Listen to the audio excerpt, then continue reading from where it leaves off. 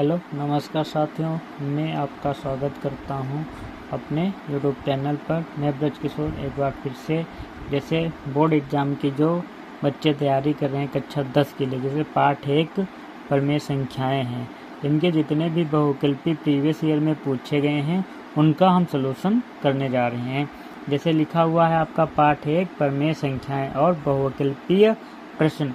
जैसे इसमें से एक पहला ही प्रश्न दिया हुआ, प्रश्न संख्या 1।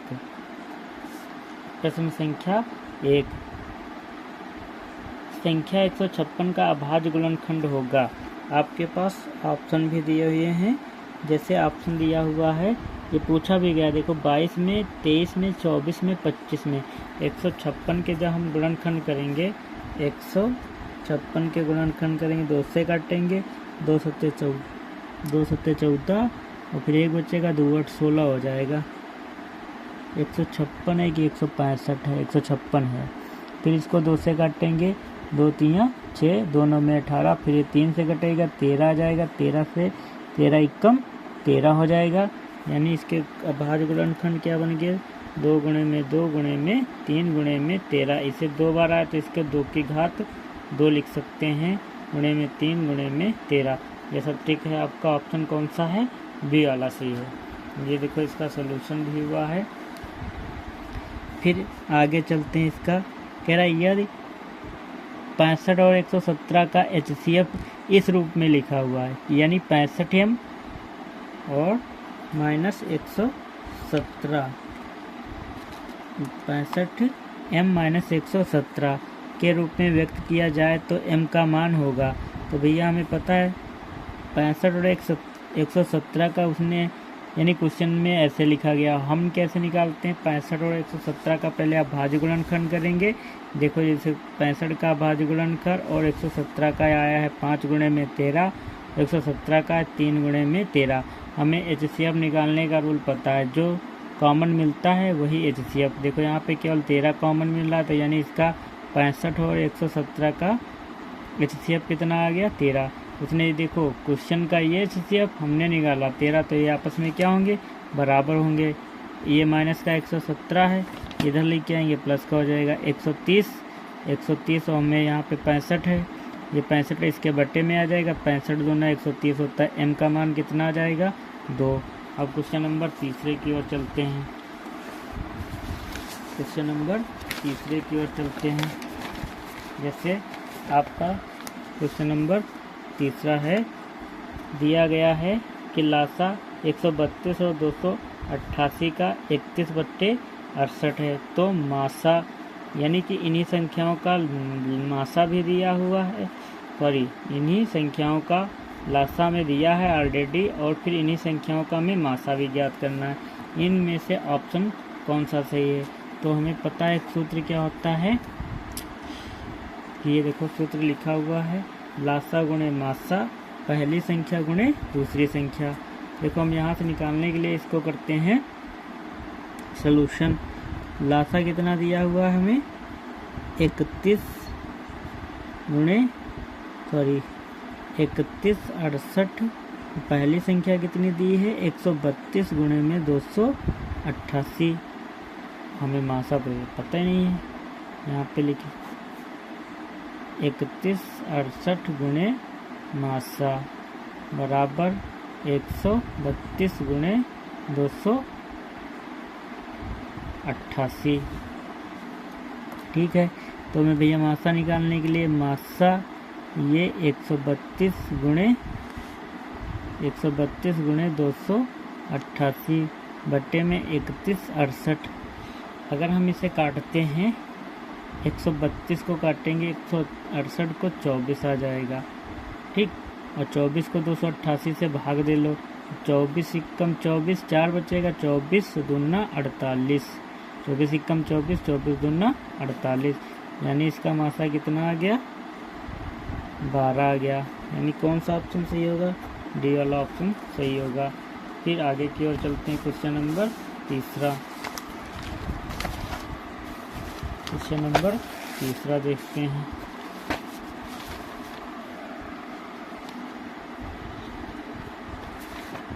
क्वेश्चन नंबर तीसरे की ओर चलते हैं।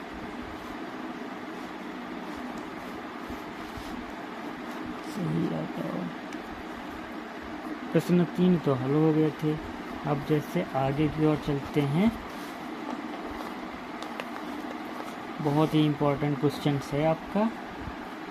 कह रहा है प्रश्न नंबर 4, संख्या 144 के अभाज्य गुणनखंड में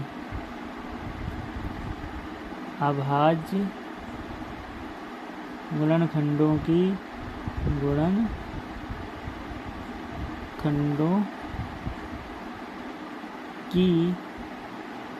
घातों का योग है। तो ऑप्शन इसका देख लेते हैं कौन सा। पहला ऑप्शन है 3, दूसरा ऑप्शन है 4 और तीसरा ऑप्शन है 5 और चौथा ऑप्शन है 6। तो भैया इसका ऑप्शन कौन सा। हाँ, ये और इम्पोर्टेंट बात, ये आपका पूछा गया है 22 में पूछा गया है, 23 में भी पूछा गया है, 24 में भी पूछा गया है और 25 में भी पूछा गया है। तो इसके अभाज्य गुणनखंड, हमें अभाज्य संख्या पहले 144 जो लिखा होता उसका निकालेंगे अभाज्य गुणनखंड। आप लोगों को बता दें, अभाज्य गुणनखंड और गुणनखंड में अंतर होता है। इसका वीडियो हम अपने शॉर्ट या 2-4 मिनट का अपने वीडियो डाल देंगे, आप लोग देख के जान जाएंगे अभाज्य गुणनखंड क्या होता है, भाज्य गुणनखंड क्या होता है। अभाज्य गुणन ये ऐसे जो काटते हैं इसे अभाज्य गुणनखंड कहते हैं। 2 से काटेंगे कितना आ जाएगा, 2 सत्ते 14, फिर 2 दूना 4, फिर 2 से काटेंगे 2 3 6, 2 छंग 12, फिर 2 से काटेंगे 2 एकम 2, 1 बचेगा 16 हो जाएगा, 2 8 16, फिर 2 से कटेगा दोनों में 18, अभी 2 से नहीं 3 से कटेगा, 3 3 9, फिर 3 से कटेगा 1, यानी 144 के हमारे अभाज्य गुणनखंड के आगे 144 के अभाज्य गुणनखंड आगे हैं 1 2 3 4, 2 आया है 4 बार, 1 2 3 4, 1 2 3 4 और 3 कितनी बार आया, 2 बार। तो देखो हमें पता है जो संख्या जितनी बार गुणे में लिखी होती है उसको उतने पावर लिखे। देख 2 की घात 4 गुणे 3 की घात 2, यानी इनकी 1 की पावर 4 है, 1 की पावर 2। हमसे क्वेश्चन में पूछा है अभाज्य गुणनों की घात 1 की 4 है, 1 की 2, इनका योग, यानी 4 + 2 बराबर कितना हो जाएगा 6। कौन सा ऑप्शन सही है, 6 नंबर। बहुत ही इजी क्वेश्चन है, 1 नंबर का था आपका लगातार सन 2022, 23, 24, 25 और आप लोगों को 26 में भी आने का चांस रह सकता है। फिर आप लोगों से पूछा गया है एक क्वेश्चन और है, अगर ये क्वेश्चन आप लोग पढ़ लेते हैं बहुत अच्छा आपका पेपर जाएगा।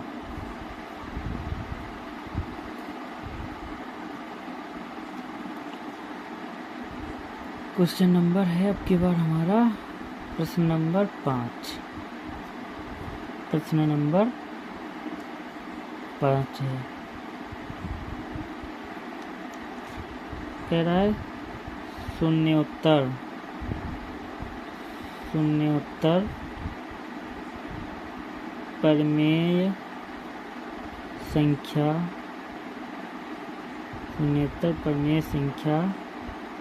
एक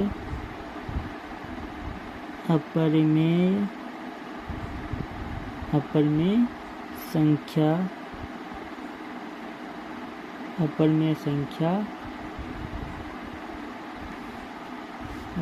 संख्या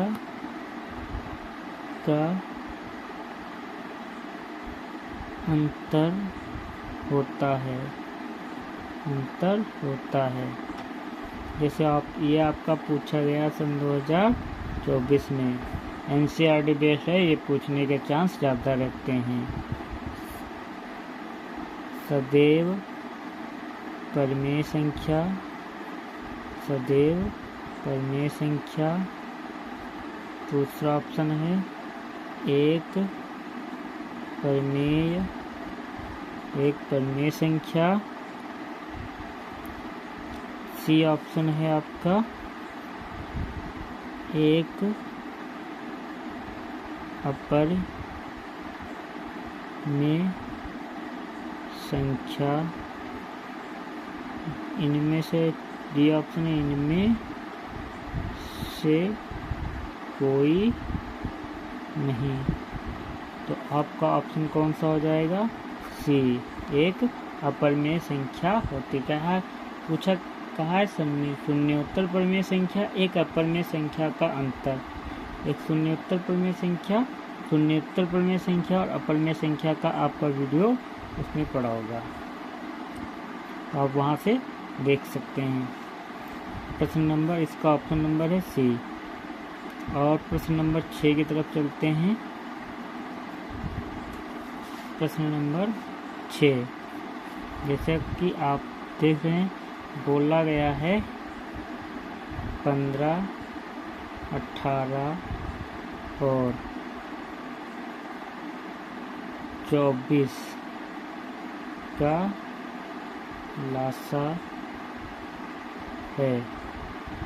तो आपको बता दें, ये भी बहुत पूछा गया है। ये पूछा गया तुम्हारा सन 2020 में, 24 में, 25 में फिर से आने का चांस बन सकता है।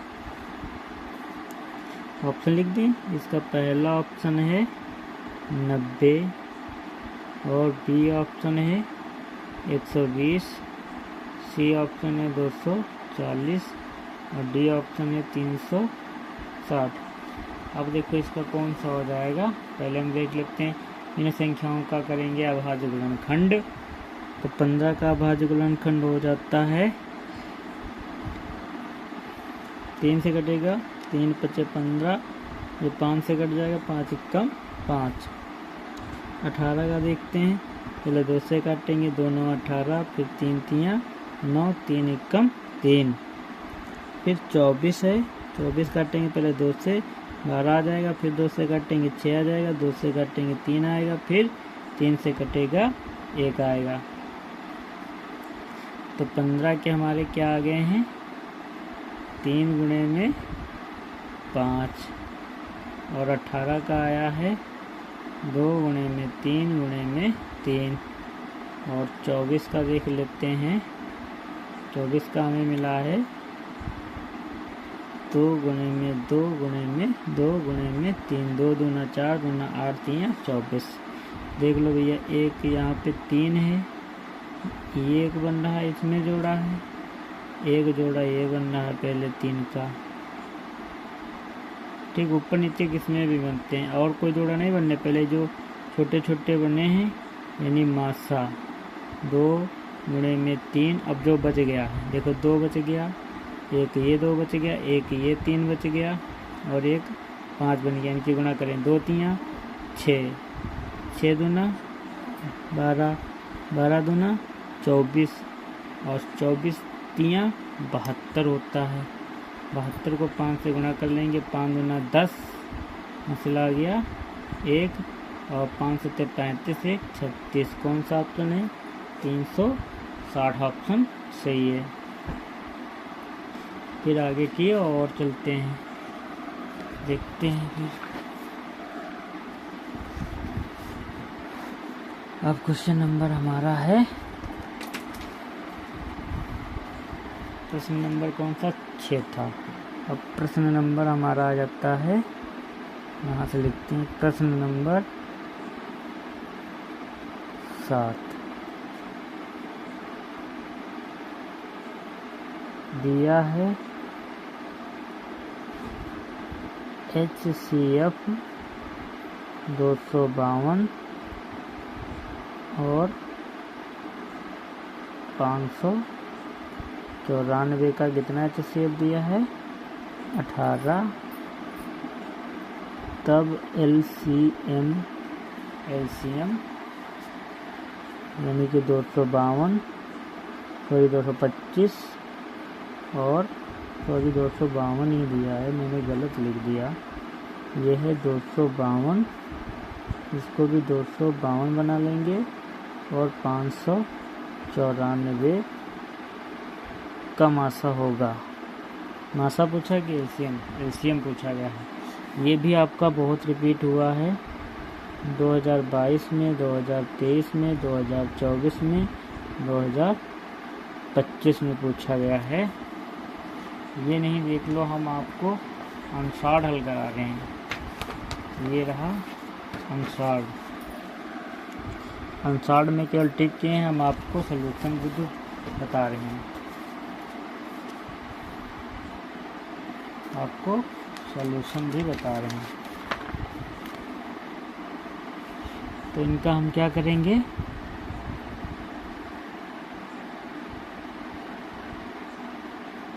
प्रश्न नंबर 7 है। तो हमें पता है एलसीएम निकालने का सूत्र होता है, यहाँ पे लासा कहें या एलसीएम, यानी पहली संख्या गुणे दूसरी संख्या बटे में मासा। संख्या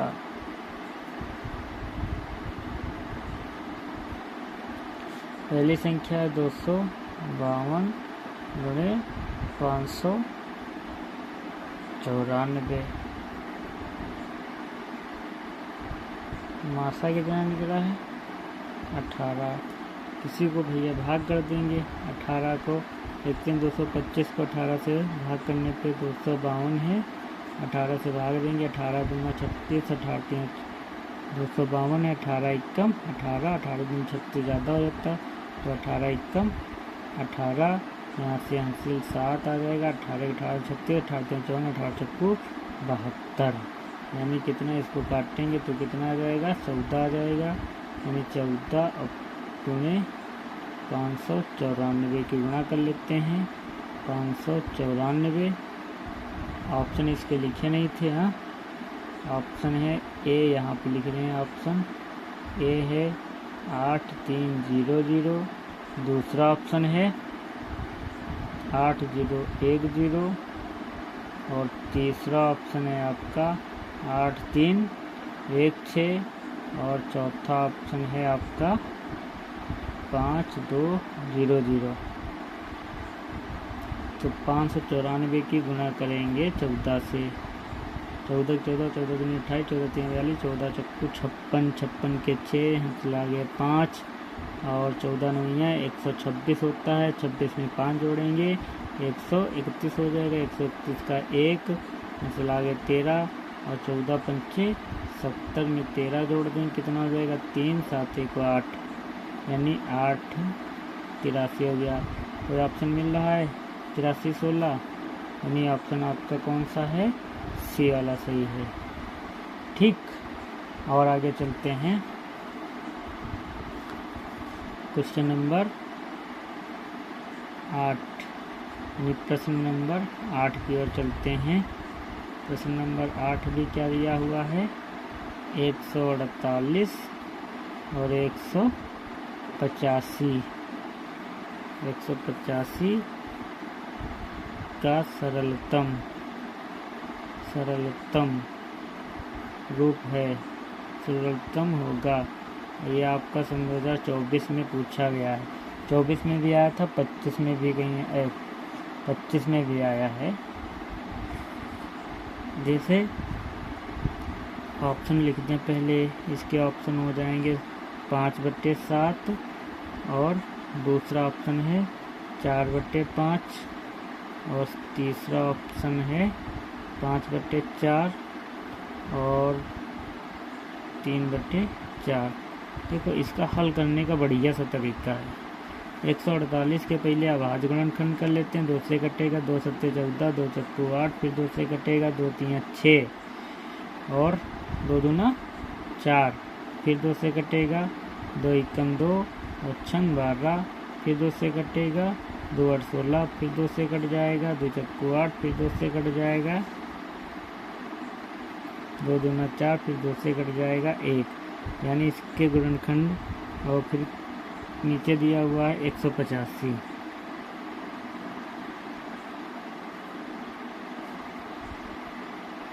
तो 148 से पहले देख लेते हैं गुणनखंड। 2 सत्ते 14, 2 चक्कू 8, फिर 2 से काटेंगे, 2 तियाँ 6, 2 तियाँ 6, 1 2 सत्ते 14। थोड़ा गुणनखंड हमारा गलत हो गया, फिर से कर रहे हैं।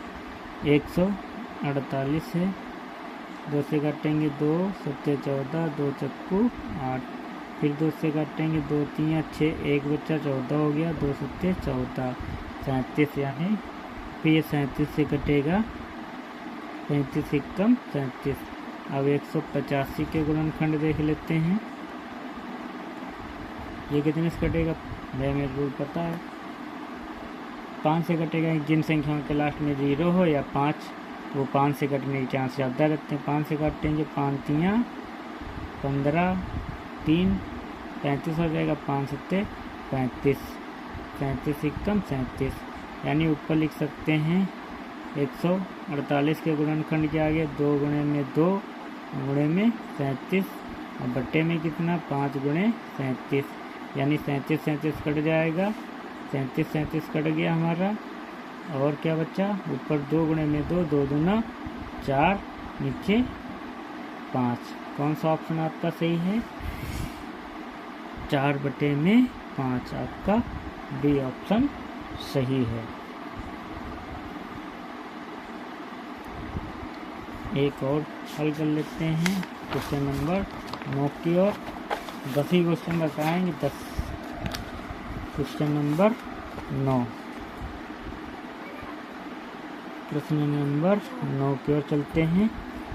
कौन सा आपका है, ये बहुत अच्छा सा क्वेश्चन है। दी गई संख्याओं में अभाज्य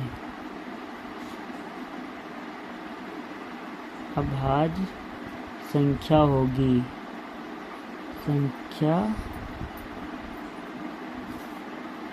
होगी, क्वेश्चन मार्क का आपका साइन है। ऑप्शन लिख देते हैं, ए 0, बी 1, सी 2, डी 8।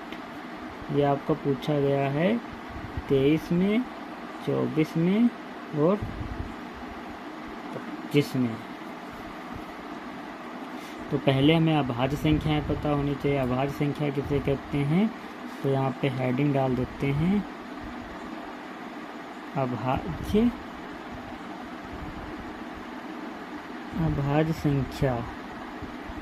अभाज्य संख्या कहता है अभाज्य जो संख्या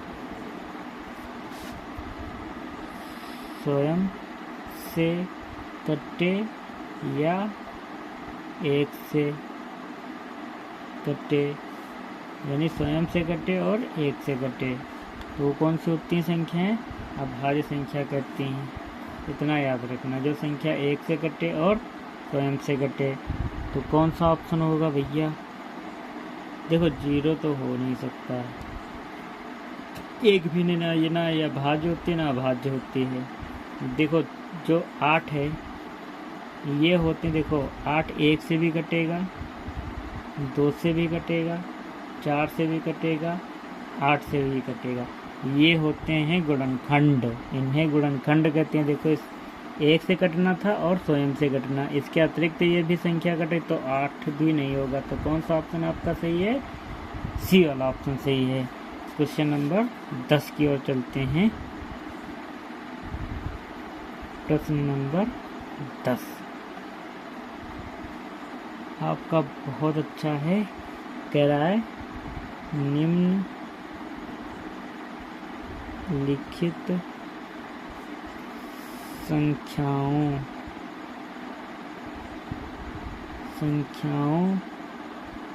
में परिमेय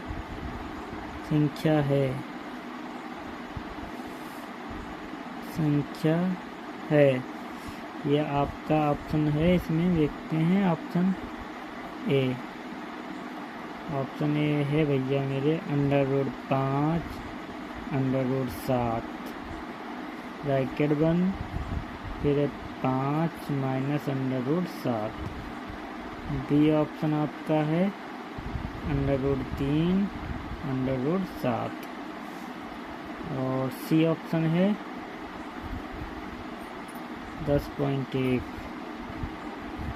और डी ऑप्शन है 0.101110। तो इसमें भैया ऑप्शन कौन सा, ये आपका क्वेश्चन पूछा गया है 23 में, 24 में, 25 में और 26 में आने के चांस हैं। इसमें ऑप्शन आप लोग देखो इसको भाई हम अगर हटा दें 100 का तो वर्गमूल 10 निकल आएगा, जैसे यहाँ पे लिखा हुआ है। ये तो है नहीं रिपीटेड संख्या, और ये देखो 10 के बाद फिर 11 1 जो, तो ये कटेगी नहीं। ये तो हमारी परमेय बन ही नहीं सकता। परमेय संख्या जो p/q के रूप में लिखी जा सकती हैं। और बी ऑप्शन देख लो, √3 एक अपरमेय संख्या, अगर इनसे गुणा करेंगे 21 ये भी क्या हो जाए, √1 क्या है अपरमेय संख्या, तो इसकी गुणा करेंगे तो अपरमेय ही आएगी, ठीक।